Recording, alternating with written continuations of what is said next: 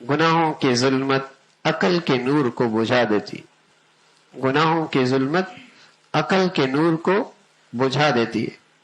یہ سمجھتا ہے میں بڑا دانا ہوں، بڑا سمجھدار ہوں، کیا میرے فیصلے ہیں، لیکن چونکہ عقل کی روشنی تو ہوتی نہیں تو اپنی سیاہی بھی نظر نہیں آ رہی ہوتی، اپنی گندگی بھی نظر نہیں آ رہی ہوتی۔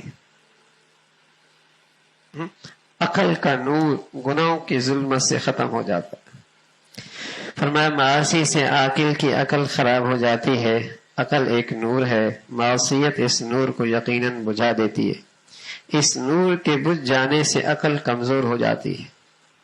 بعض سلف صالحین کا مقولہ ہے جو آدمی اللہ کی نافرمانی کرتا ہے اس کی عقل غائب ہو جاتی ہے۔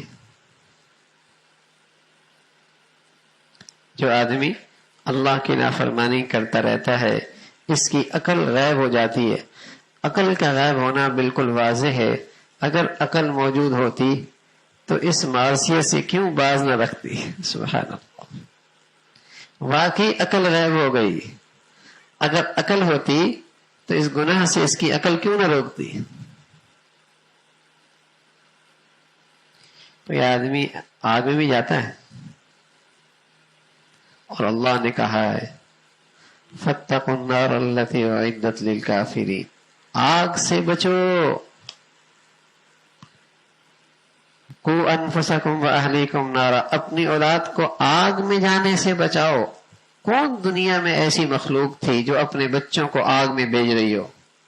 کوئی نہیں تھی، لیکن قرآن کہہ رہا ہے اپنے آپ کو، اپنی اولاد کو آگ سے بچاؤ۔ یہ کون سی آگ ہے؟ یہ گناہوں کی آگ ہے، جو آگ زندگیوں میں تپش لاتی ہے اور قبر میں وہ اصلی آگ کی شکل اختیار کر لے گی۔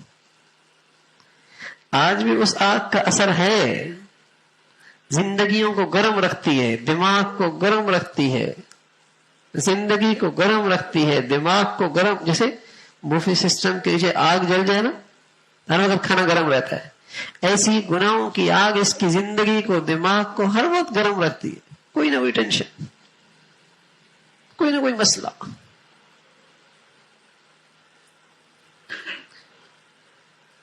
تو فرمایا آگ سے بچاؤ، یہ بھی آگ ہے۔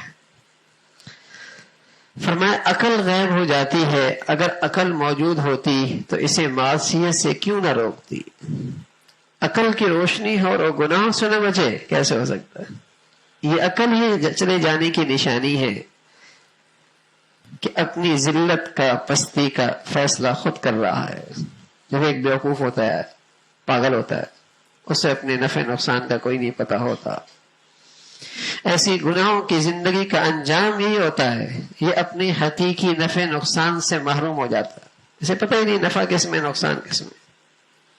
یعنی اس سے بڑی نادانی کیا ہے میرے عزیزو؟ جہاں سے جا رہے ہیں وہاں اتنی توانائیاں لگ رہی ہیں اور جہاں جا رہے ہیں اس کی کبھی خیال ہی نہیں آیا۔ تو یہ کبھی عقل مند لوگ کرتے ہیں، یہ بھی کوئی عقل مند لوگ کرتے ہیں کہ جہاں سے جا رہے ہیں، اور نہ جانے میرے اور آپ کے کتنے جانے والے چلے گئے، اور سب جانتے ہیں وہ سب کچھ چھوڑ گئے، فیکٹری بھی چھوڑ گئے، کارخانہ بھی چھوڑ گئے، اتنا خوبصورت گھر بھی چھوڑ گئے، سب کچھ چھوڑ گئے، اور روز دیکھ رہے ہیں، اور جہاں جا رہے ہیں اس کا کبھی خیال ہی نہیں آتا، اور جہاں سے جانا ہے اس کے بارے میں اتنی فکر مند، کچھ نہ کہیے۔ جس اولاد نے پتہ نہیں وہ دن دیکھنے ہیں یا نہیں دیکھنے، ان کا بھی غم اتنا پالا ہے کہ اپنی بھی آخرت خراب کر رہے ہیں۔ عجیب تا تماشا ہے، عجیب ہی سا تماشا ہے۔ تو جس قدر عقل کی روشنی بڑھتی ہے پھر آدمی اپنے نفع نقصان سمجھتا ہے، چیزوں کی حقیقت سمجھتا ہے، دنیا کی حقیقت کیا ہے، آخرت کی حقیقت کیا ہے، یہاں کتنا کرنا چاہیے، وہاں کے لیے کتنا کرنا چاہیے۔ جب تقوی کا نور آتا ہے، عقل میں روشنی آتی ہے، تب آدمی کو ان چیزوں کی حقیقت بھی سمجھ میں آتی ہے۔ تو چل رہا معصیت سے اس کے دنیا آخرت کی خیر و فلاح ضائع ہو رہی ہے، پھر بھی گناہ کر رہا ہے۔ جس کے گھر میں بیٹھا ہے، اللہ کا گھر ہے دنیا، اس کے گھر میں بیٹھا ہے اور دیکھ بھی رہا ہے کہ گھر کا مالک دیکھ رہا ہے اور پھر بھی اس کی نافرمانی کر رہا. یا تو اللہ نہیں دیکھ رہا، یا دنیا اللہ کا گھر نہیں ہے.